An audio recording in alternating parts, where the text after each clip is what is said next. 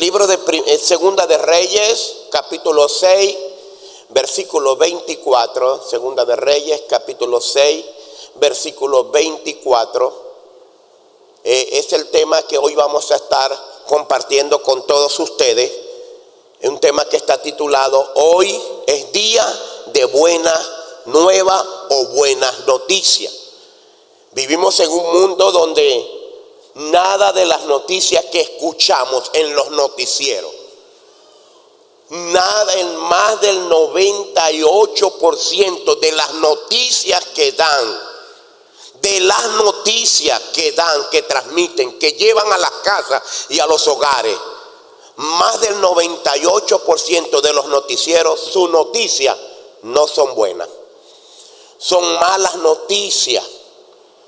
Noticias de violencia, de guerra, de rumores de guerra, de confrontación, de armamento, de muchas cosas son las noticias. Pero cuando vamos no a los noticieros, a la palabra de Dios, cuando vamos a la Biblia, nos conseguimos con las buenas noticias del cielo, del reino de Dios. La Biblia tiene buenas noticias para ti. ¿Qué tiene la Biblia para ti? Entonces, si la Biblia tiene buenas noticias, vamos a sentarnos nosotros a escuchar la palabra, a que nos informemos de lo que la palabra de Dios enseña y también dice. Esa palabra y esa noticia de reino nos trae salvación, sanidad, liberación. Y el libro de Segunda de Reyes, capítulo 6, versículo 24, nos dice lo siguiente. Dice: después de esto, aconteció que Ben-Hadad, rey de Siria, mire lo que hizo. Dice que se reunió con todo su ejército, subió con su ejército y sitió, diga conmigo, y sitió a Samaria. Y por causa de este sitio, dice que vino un hambre terrible, vino una situación bastante fuerte que desencadenó una serie de acontecimientos que luego fueron revertidos por el Señor, porque Dios siempre va a revertir el mal. Y dice la palabra de Dios, y hubo una gran hambre en Samaria a consecuencia de aquel sitio. En consecuencia de aquel sitio hubo una gran hambre, tanto que la cabeza de un asno se vendía por 80 piezas de plata y la cuarta parte de un escá de estiércol de paloma por 5 piezas de plata. Era una situación bastante fuerte. Y sigue diciendo la palabra: y pasando el rey de Israel por el muro, una mujer le gritó y le dijo: salve, rey, señor mío. Y él le dijo, si no te salva Jehová, ¿de dónde te puedo salvar yo? ¿Del granero, del lagar? Dice, y le dijo el rey: ¿qué tienes? Ella respondió: esta mujer me dijo. Quiero que entendamos acá parte de lo que está pasando aquí, porque es lo que el enemigo logra poner en nosotros, un sitio para que actuemos de esta manera, pero Dios va a revertir todo. Y dice la Biblia que le dijeron al rey: esta mujer me dijo, da acá a tu hijo y comámoslo hoy y mañana comeremos el mío. Cocimos pues a mi hijo rey, comimos a mi hijo rey, y al día siguiente yo le dije: vamos a comernos ahora el tuyo, da acá a tu hijo y comámoslo. Mas ella lo ha escondido a su hijo. Cuando el rey oyó estas cosas, la palabra de aquella mujer, rasgó su vestido, pasó por el muro, y el pueblo vio el dolor y el cilicio que traía interiormente sobre su cuerpo. Y el rey soltó una palabra y dijo: así me haga Dios y aún me añada, si la cabeza de Eliseo, hijo de Safat, queda sobre él hoy. Lo vamos a leer hasta el 34. Dice: y Eliseo estaba sentado en su casa, y con él estaban sentados los ancianos. Y el rey envió un hombre Mas antes que el mensajero viniese a él, antes que el mensajero, el cual el rey había enviado a la casa de Eliseo, Eliseo estaba sentado allí, dice, mas antes de que el mensajero viniera, él dijo a los ancianos: ¿no habéis visto cómo este hijo de homicida envía a quitarme la cabeza? Note usted estas 4 cosas que hay que hacer que son relevantes. Me ha enviado a quitar la cabeza, dice. Mirad pues, ¿qué le dijo? ¿Qué dijo Eliseo? Mirad pues, cuando viniera el mensajero, cierren la puerta e impídanle la entrada. ¿Qué tienen que hacer? Cerrar la puerta, impedirle la entrada. No se oye el ruido de los pasos de su amo. Aún estaba hablando con ellos, y aquí el mensajero que descendía a él y dijo: ciertamente este mal de Jehová viene. ¿Para qué he de esperar más a Jehová? Ok, hasta allí. Luego nos unimos al capítulo 7. ¿Qué vamos a aprender acá? Acá vamos a aprender las buenas noticias de Dios. Y lo primero que encuentro aquí es una nación que era el pueblo de Dios. Había sido sitiado. Físicamente estaban sitiados por un ejército militar. Y ese ejército lo había sitiado, los había paralizado, los había neutralizado. ¿Qué hace un sitio? Un sitio es aquello que viene a cortar tu abastecimiento. Y Ben-Hadad había sitiado a Israel. Y por causa del sitio, a ellos les llegó la necesidad o el hambre.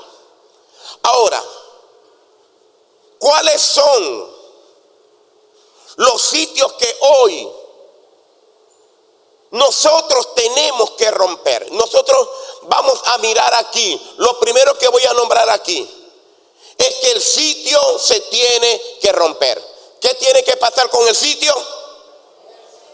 Hay un sitio. Ese sitio había traído hambre.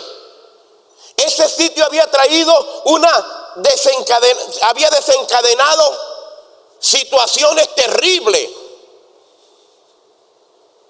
Y comencé a darle nombre.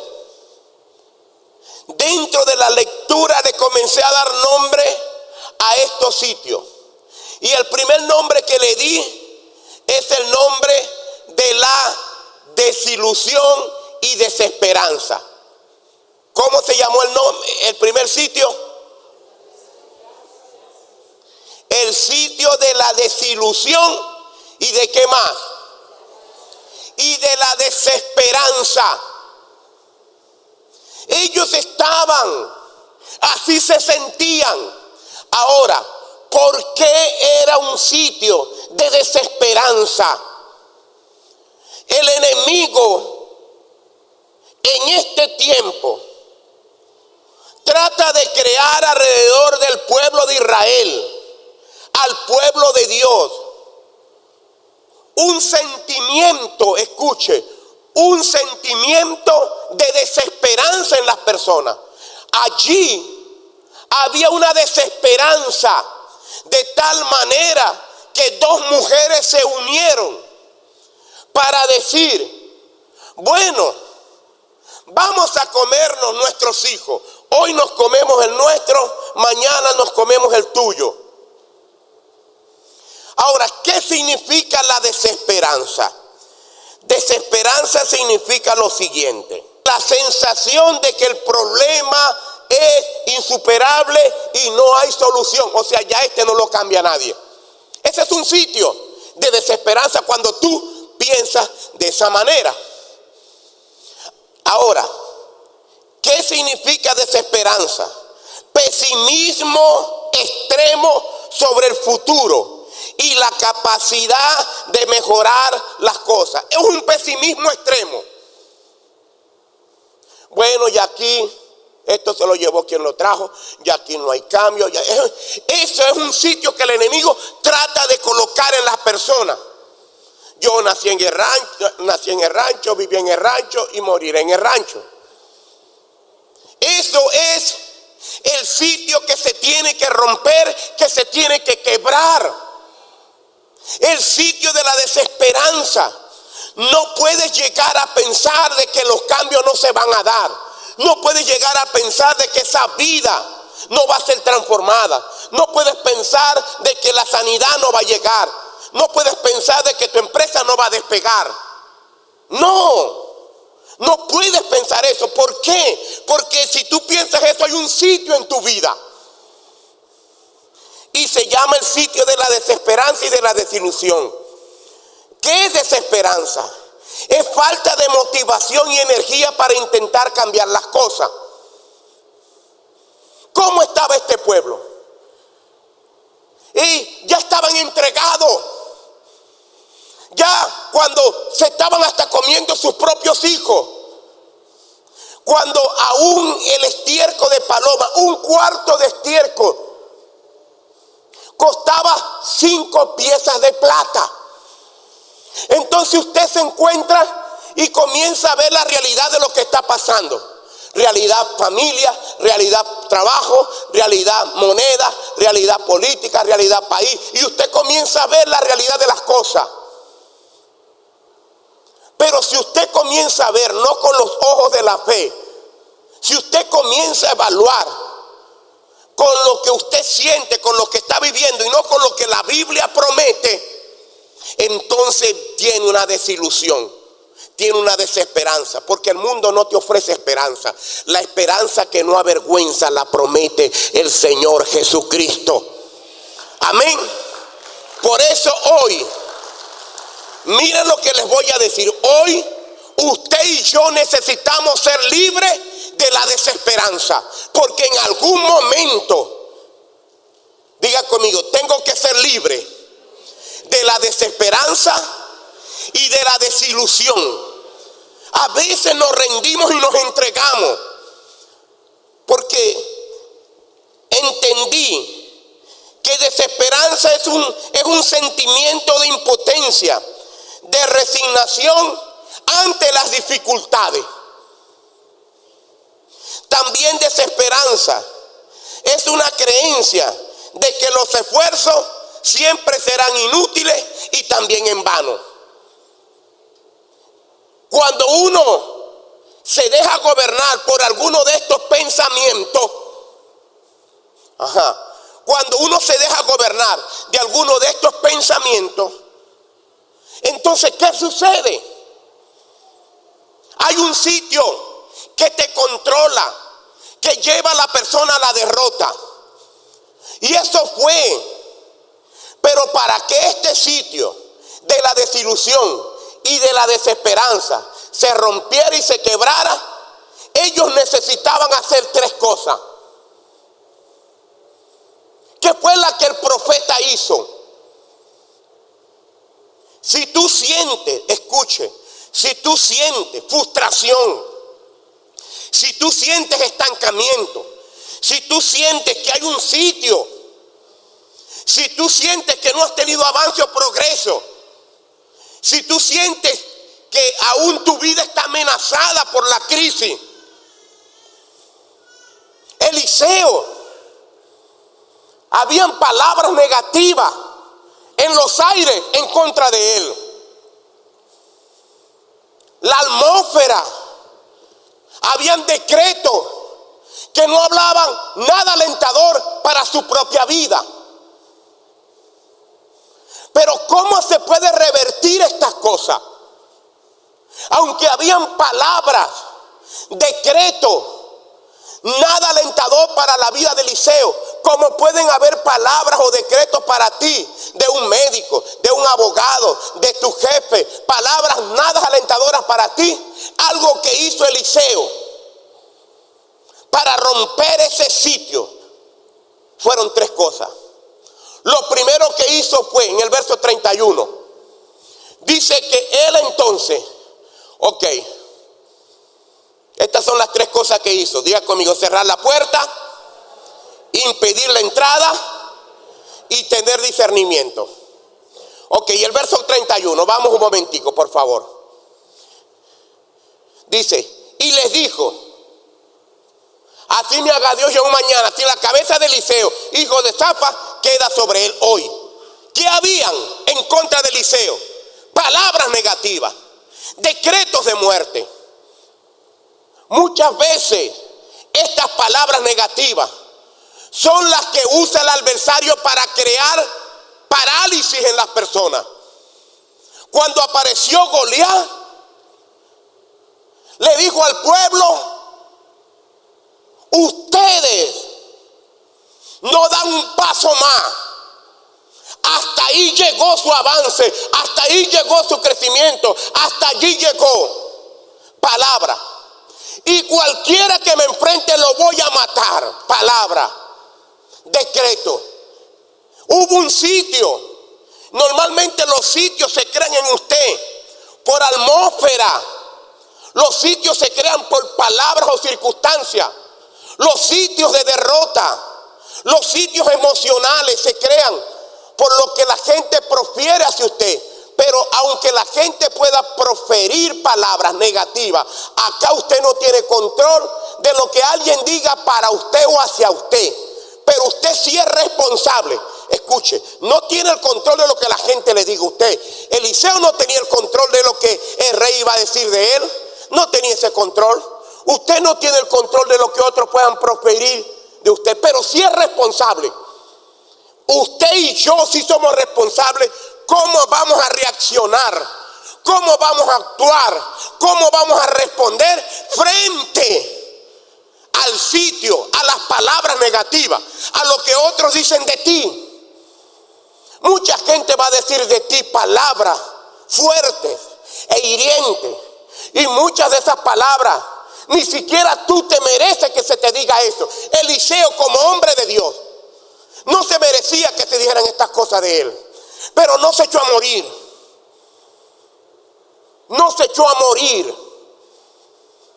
Él hizo tres cosas. Pregúnteme, ¿qué hizo, pastor? Lo primero que hizo fue cerrar puertas. ¿Qué fue lo primero que hizo? Cerrar puertas. El verso 32. Usted va a tener que cerrar puertas. Yo le voy a decir cuáles son las puertas que va a cerrar. La primera puerta que usted va a cerrar es la puerta de la desesperanza y la desilusión. Ok. Y cuando vinieron el mensajero, bueno, para leerlo completo, Eliseo estaba sentado en su casa y con él estaban sentados los ancianos de Israel. Y el rey envió a un hombre, a él un hombre. Mas antes de que el mensajero llegara a él, dijo Eliseo a los ancianos: ¿no habéis visto que este hijo de homicida envía a cortarme la cabeza? Aquí están las tres cosas. Lo primero que dijo fue: mira pues. ¿Qué dijo?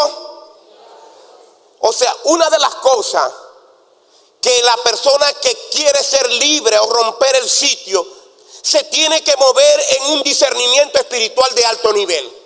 ¿Qué dijo? ¿Qué dijo? Mira pues cuando venga este mensajero. Tengan discernimiento.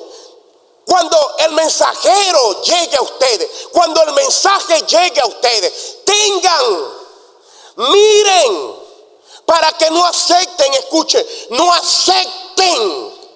Porque muchas de las derrotas que aún el pueblo de Dios experimenta por aceptar cosas que no le corresponden ni que Dios ha dicho. Cuando tú aceptas lo que Dios no ha dicho, cuando tú aceptas lo que otros dicen, entonces entras en un ciclo. Pero Eliseo dijo: para que se rompa cualquier sitio de Samaria o del adversario, tengan discernimiento de alto nivel. Por ejemplo, estamos a las puertas de una gran conquista. Estamos a las puertas. Pero usted tiene que tener discernimiento. ¿Por qué discernimiento? Porque te puedes distraer de la conquista y de lo que Dios quiere hacer contigo y a través de ti.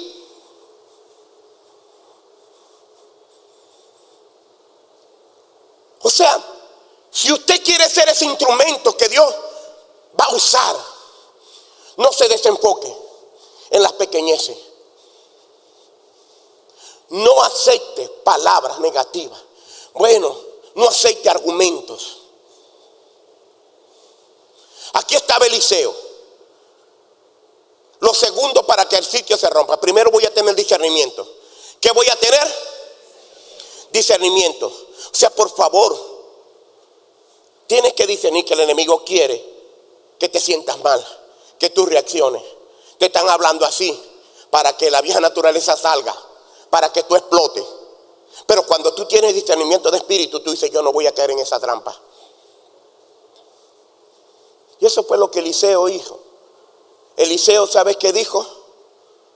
Mira ahora pues el mensajero. Vamos a mirar. Pero lo segundo que hizo, para que cualquier sitio en nosotros se rompa, él mandó a hacer algo. ¿Qué mandó a hacer? Cierren las puertas. Vas a tener que cerrar puertas. ¿Qué vas a tener que hacer para que el sitio se rompa? No sé qué puerta tienes abierta, pero el sitio llegó a Israel. Las circunstancias llegan a tu vida. La mayoría de las pruebas que estás viviendo son por las puertas que abriste. Y si usted siente que ha abierto puertas y por esa puerta que usted abrió el enemigo se coló,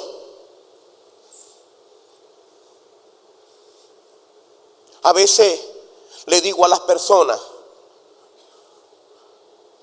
todo comienza con una ofensa. No dejar pasar una ofensa es una puerta abierta.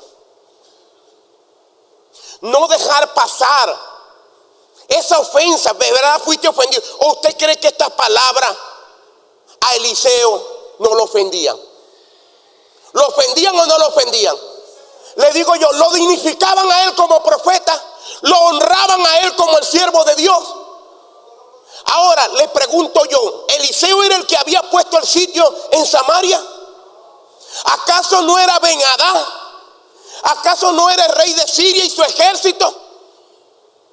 Ahora, ¿por qué la amenaza de muerte? ¿Por qué el quitarle la cabeza?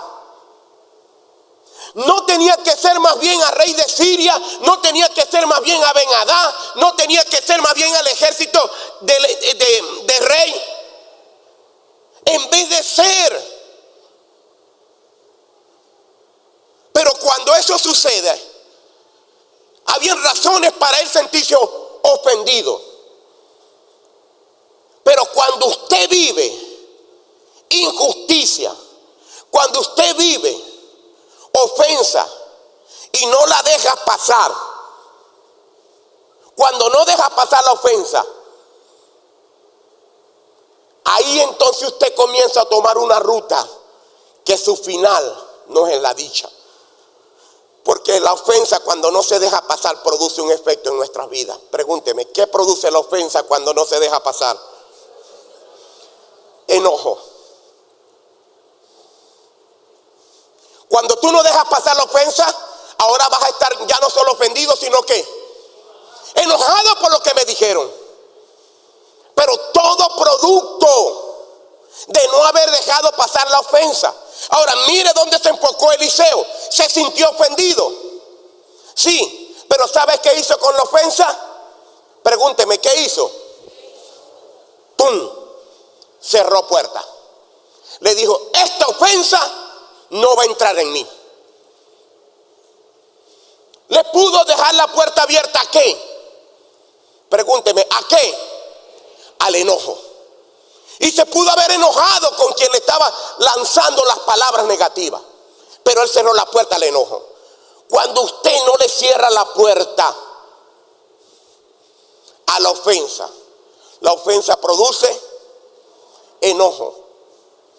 Ahora, una vez que usted no suelte el enojo, sino que lo deja allí,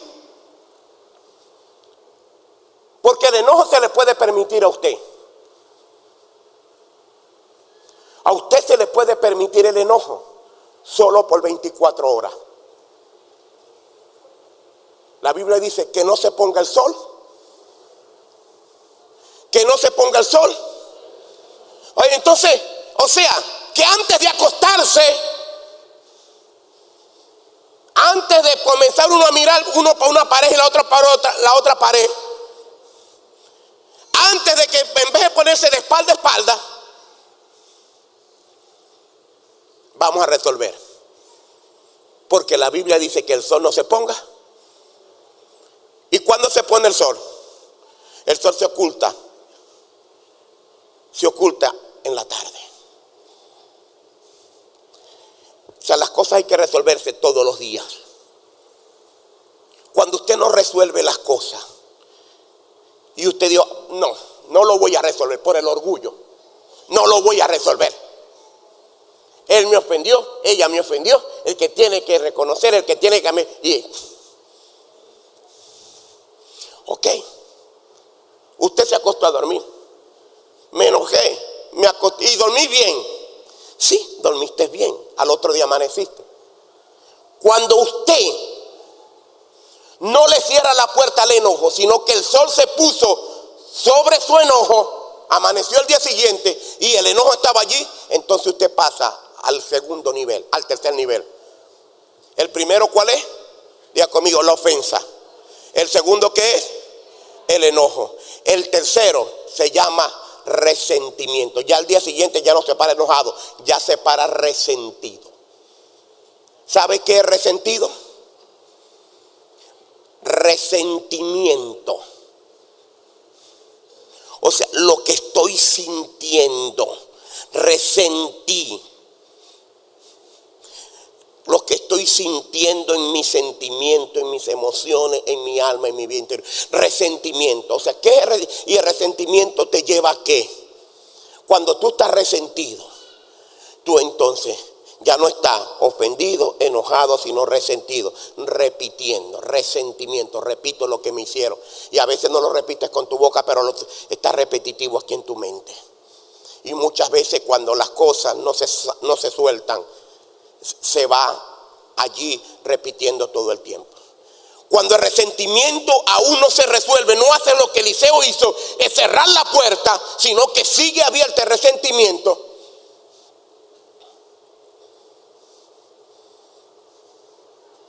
Viene entonces la amargura, bueno, el enojo. Ya no estás resentido, sino que estás ahora. ¿Cómo estás ahora? Amargado. ¿Cómo estás? Ya el resentimiento te lleva a la amargura. Y cuando la amargura, ahora estás amargado, que no se te puede hablar. ¿Por qué? Porque estáis que explotáis, que reventáis. Pero todo fue por no dejar pasar la ofensa, por permitir el enojo, por permitir el resentimiento, por permitir la amargura. Y luego después, ya cuando llega la amargura, bueno, antes de la amargura, tengo que decirle la verdad, antes de la amargura llega la falta de perdón. Entonces ya no quieres perdonar. Y cuando tú no perdonas, entonces tu corazón se amarga. Viene después la amargura. Y después de la amargura, esa amargura echa raíces, que se llama la raíz de amargura. Y esa raíz de amargura da luz la muerte. ¿Cuál es la puerta que tengo que cerrar? La puerta de la ofensa. Si alguien te ofendió, deja pasar la ofensa. Déjala pasar. Si estás enojado, no la dejaste pasar, sino que te enojaste, resuelve entonces. ¿Cómo voy a resolver? Perdonando. Si de repente ya no estoy enojado, sino que estoy resentido, suelta el resentimiento. ¿Cómo voy a soltar el resentimiento? Suelto esos argumentos, esos recuerdos. Si no he resuelto allí, bueno, la falta de perdón, tengo que perdonarlo. Si no he resuelto allí, estoy en la amargura, tengo que soltar toda amargura. porque ese no es el fruto del Espíritu. Y si he echado raíz, entonces necesito que me ministren liberación. Ok, pero el sitio se tiene que romper.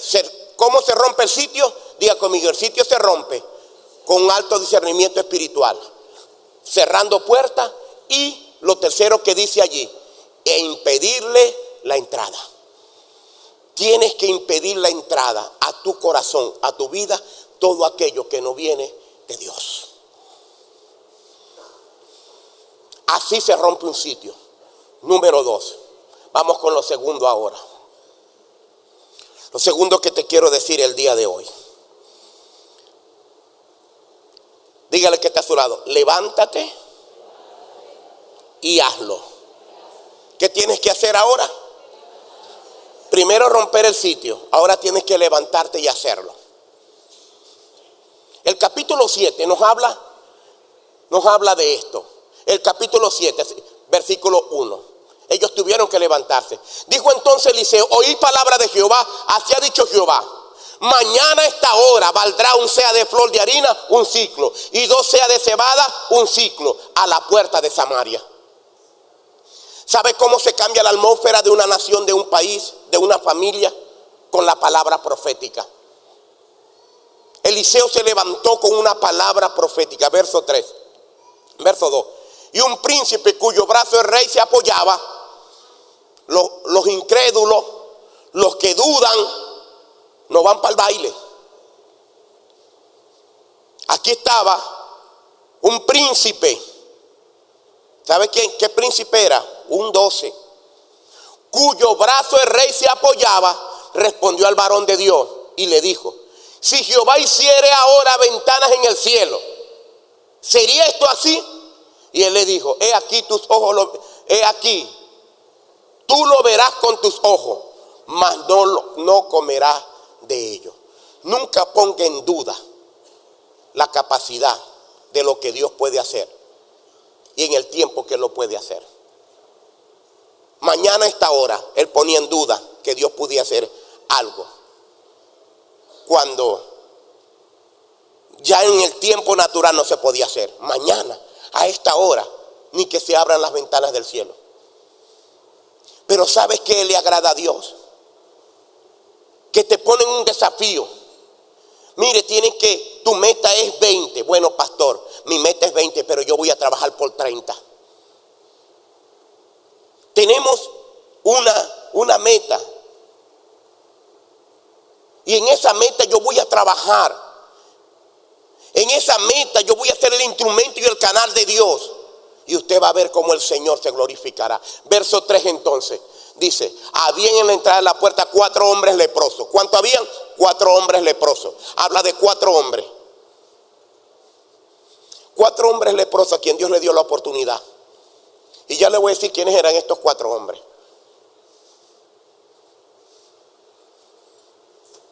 Se encuentran en el capítulo 3, en el capítulo 5.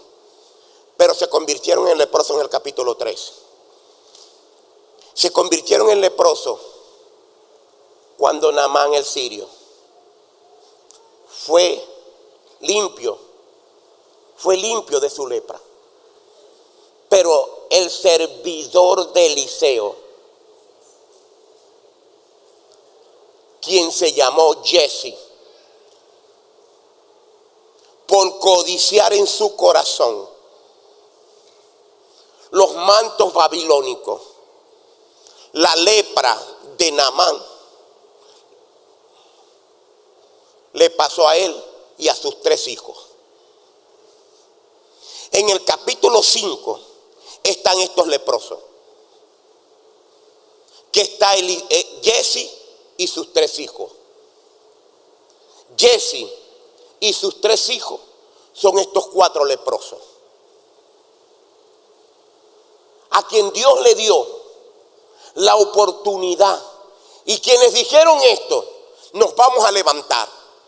Ayer nos equivocamos, estuvimos paralizados, no hicimos nada correcto a favor del reino, pero hoy tenemos la oportunidad de hacerlo y lo vamos a hacer. Mire lo que dice el verso 3. Había en la entrada de la puerta de la ciudad 4 hombres leprosos, los cuales dijeron unos al otro: ¿para qué nos quedamos aquí hasta que muramos? ¿Qué más dijeron ellos?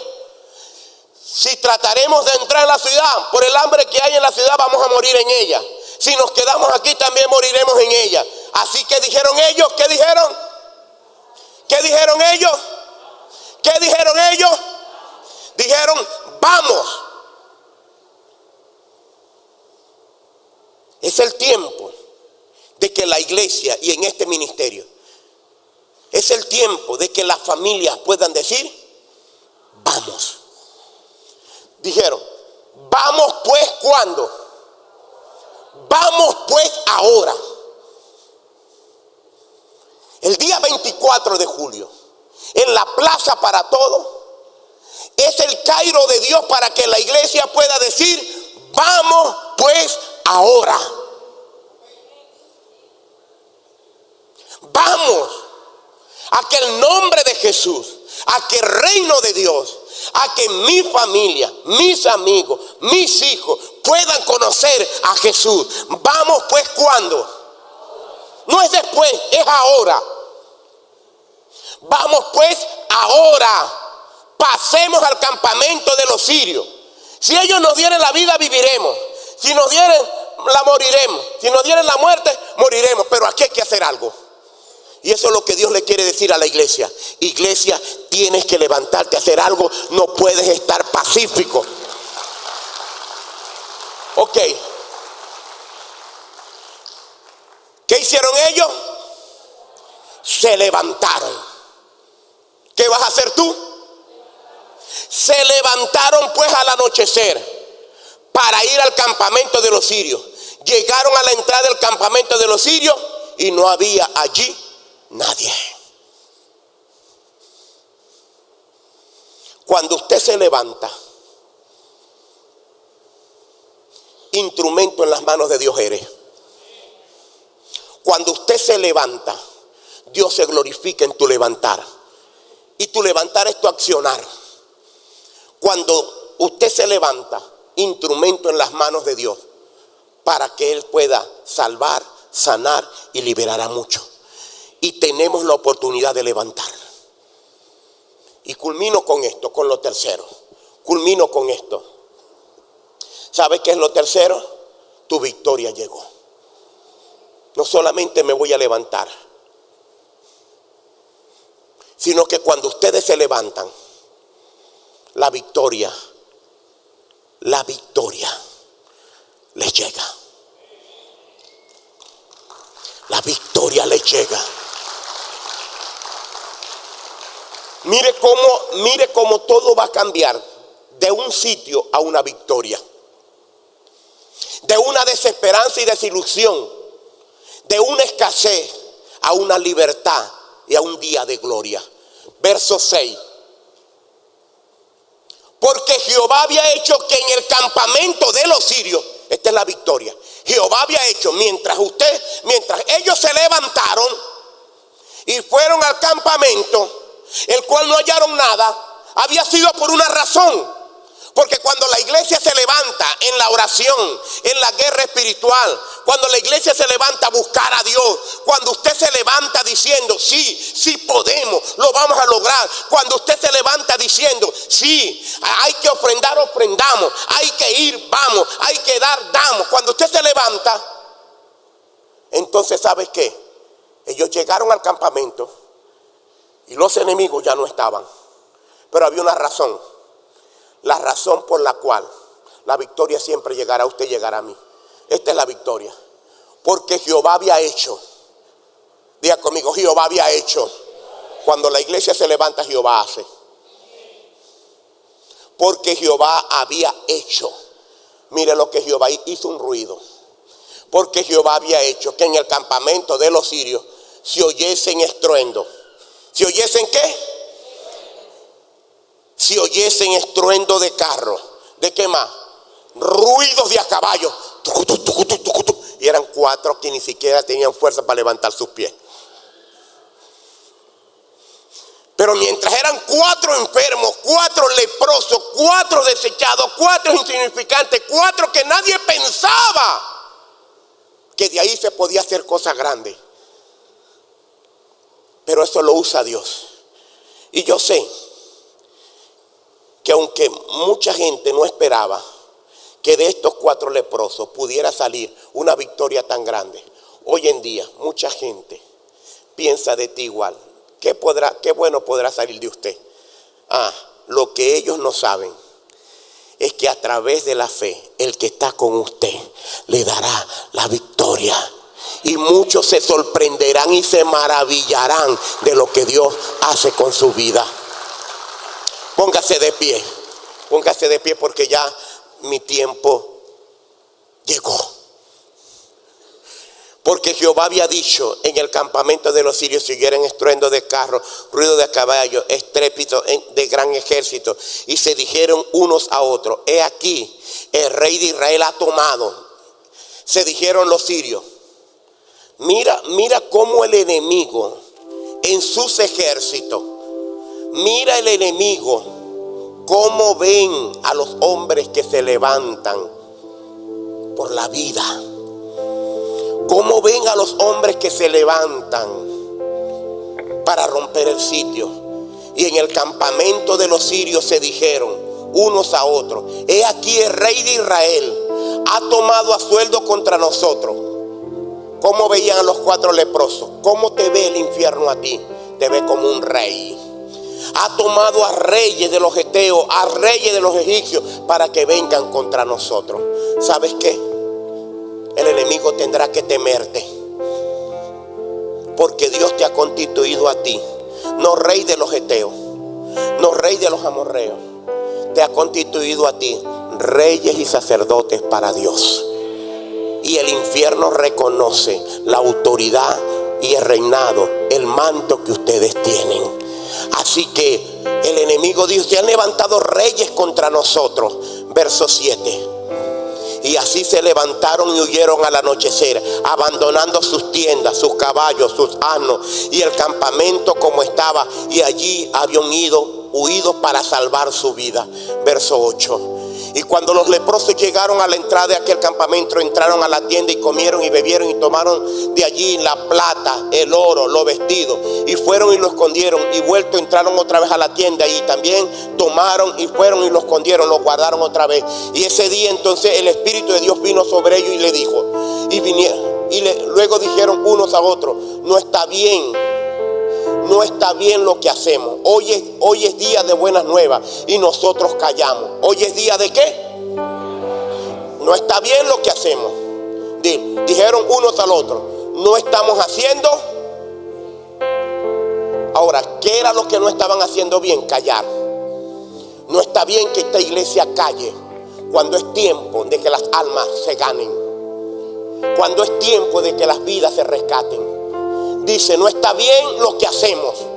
O sea, no ganar alma no está bien, no dar de comer no está bien, no salvar vida no está bien, porque con esta comida se iban a salvar vidas. Con el evangelio, con esperanza viva, se salvarán personas y familias. El no involucrarme no está bien, pero toda la iglesia estará involucrada diciendo: pastor, aquí estamos, activos para el reino de Dios. Amén.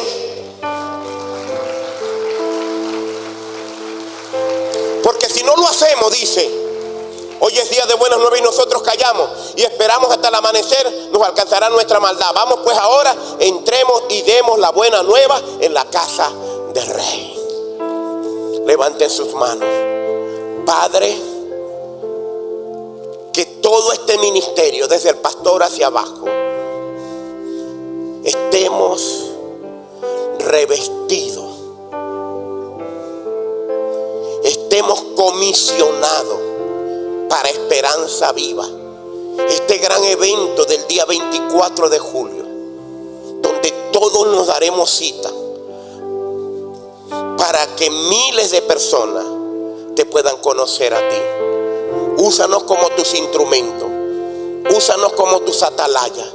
Danos la unción que le diste a Gedeón de convocatoria. Danos esa victoria que le diste a Moisés cuando un pueblo estaba bajo el control de un sistema faraónico y ellos pudieron salir por la unción que le diste a Moisés. Dale la unción a este pueblo para convocar como convocó Gedeón, que en una sola llamada 32,000 personas se alinearon en un solo día. Señor, que miles de personas, familias enteras, vecinos, amigos, compañeros de trabajo, todos los que invitemos, se puedan, Señor, a esta convocatoria, se puedan unir a Esperanza Viva y conocer a Jesús, al Dios Todopoderoso. Señor, hoy, por medio de la sangre de Jesús, se rompa cualquier sitio de desesperanza. Señor, hoy cerramos toda puerta a la desilusión y a la desesperanza. Hoy cerramos toda puerta a los pensamientos negativos. Hoy, Señor, declaramos que nos levantamos como iglesia, como embajadores del reino, a dar a conocer a Jesús. Hoy nos levantamos a ver el milagro que tú harás con nosotros en Cristo Jesús. Amén y amén. Denle un aplauso a Jesús.